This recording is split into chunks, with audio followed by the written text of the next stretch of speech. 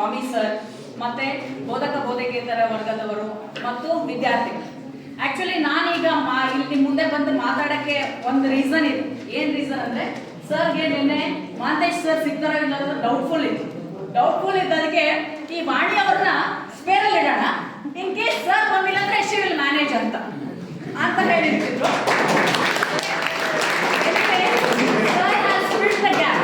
Thank you for that sir. But still ನೀವು ಒಂದೆರಡು ನಿಮಿಷ ಅಡ್ರೆಸ್ ಮಾಡಿ, ನಾವು ಶೆಡ್ಯೂಲ್ ಹಾಕೊಂಡಿದ್ವಿ, ಹಾಗಾಗಿ ಒಂದೆರಡು ನಿಮಿಷ ಮಾತಾಡಿ ಅಂತ ಹೇಳಿದ್ವಿ.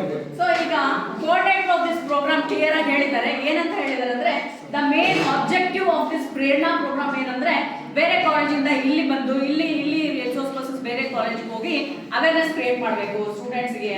ಸೊ ಫಸ್ಟ್ ಆಫ್ ಆಲ್ ಪ್ರೇರಣಾದ ಮೇನ್ ಆಬ್ಜೆಕ್ಟಿವ್ ಅಂಡ್ ಪರ್ಪಸ್ ಏನಪ್ಪಾ ಅಂತಂದ್ರೆ experiential as well as inspirational talks, ಆ ಥರ ಒಂದು ಸ್ಪೆಷಲ್ ಲೆಕ್ಚರ್ಸ್ ನ ಆರ್ಗನೈಸ್ ಮಾಡಬೇಕು.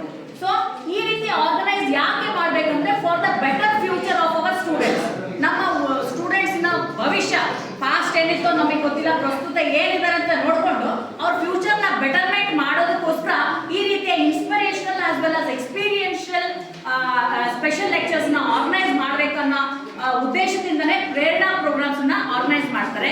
ಸೊ ಈ ರೀತಿ ಪ್ರೋಗ್ರಾಮ್ಸ್ ಆರ್ಗನೈಸ್ ಮಾಡೋದ್ರಿಂದ hour students will be empowered with leadership qualities, they will be empowered with skills, they will be empowered with reading, writing, listening, time management, whatever the exhaustive list has discussed with us. So we all will be getting an opportunity to know about such things. So prerna ನಾನು ನಿನ್ನೆ ಒಂದು ಸ್ವಲ್ಪ ನೆಟ್ಟಲ್ಲಿ ನೋಡಿದಾಗ so 9 values have to be inculcated by every one of us.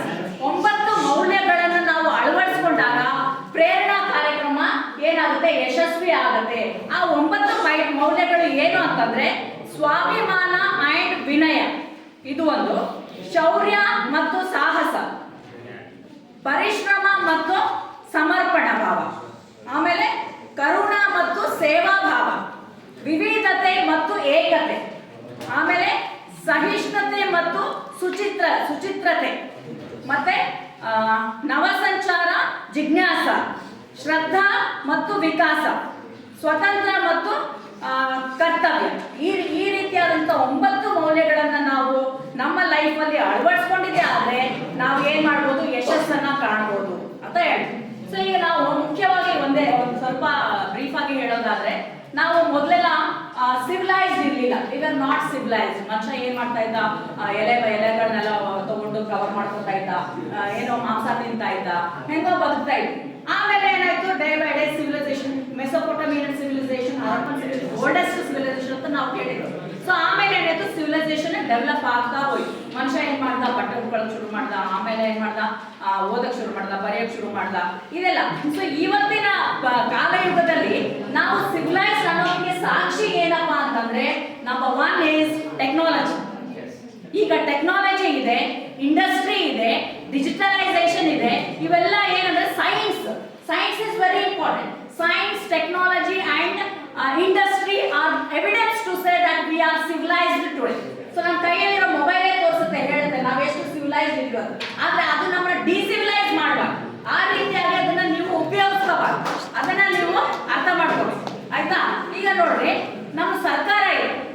ನಮ್ಮ ಸರ್ಕಾರ ನಮ್ದು ದೇಶದಲ್ಲಿ ಮೊದಲೇನಿತ್ತು, police state, laissez faire state, ಎಲ್ಲ ಏನಿತ್ತು ಪ್ರೈವೇಟೈಸೇಷನ್ ಇತ್ತು. ಆಮೇಲೆ ಏನಾಯ್ತು, ಗವರ್ಮೆಂಟ್ ವೆಲ್ಫೇರ್ ಸ್ಟೇಟ್ ಅಂತ ಮಾಡಿ. ವೆಲ್ಫೇರ್ ಸ್ಟೇಟ್ ಅಂದ್ರೆ ಏನು, ಕಲ್ಯಾಣ ರಾಜ್ಯ. ಕಲ್ಯಾಣ ರಾಜ್ಯ ಅಂದ್ರೇನು, ಆರ್ಥಿಕ ಕಲ್ಯಾಣ ಆಗಬೇಕು, ಸಾಮಾಜಿಕ ಕಲ್ಯಾಣ ಆಗಬೇಕು, ರಾಜಕೀಯ ಕಲ್ಯಾಣ ಆಗಬೇಕು, ಸಾಂಸ್ಕೃತಿಕ ಕಲ್ಯಾಣ ಆಗಬೇಕು, ಎಲ್ಲಾ ರೀತಿಯ ಕಲ್ಯಾಣ ಆದಾಗ ವೆಲ್ಫೇರ್ ಸ್ಟೇಟ್ ಅಂತ ಕರೀತೀವಿ. ಸೊ ವೆಲ್ಫೇರ್ ಸ್ಟೇಟ್ ಎಸ್ಟಾಬ್ಲಿಷ್ ಮಾಡ್ಬೇಕಾದ್ರೆ ಸರ್ಕಾರದ ಕರ್ತವ್ಯಗಳು ಏನು? ಸರ್ಕಾರದ ಕರ್ತವ್ಯಗಳು ಏನಪ್ಪಾ ಅಂದ್ರೆ, ಈಗ ಸೋಷಿಯಲ್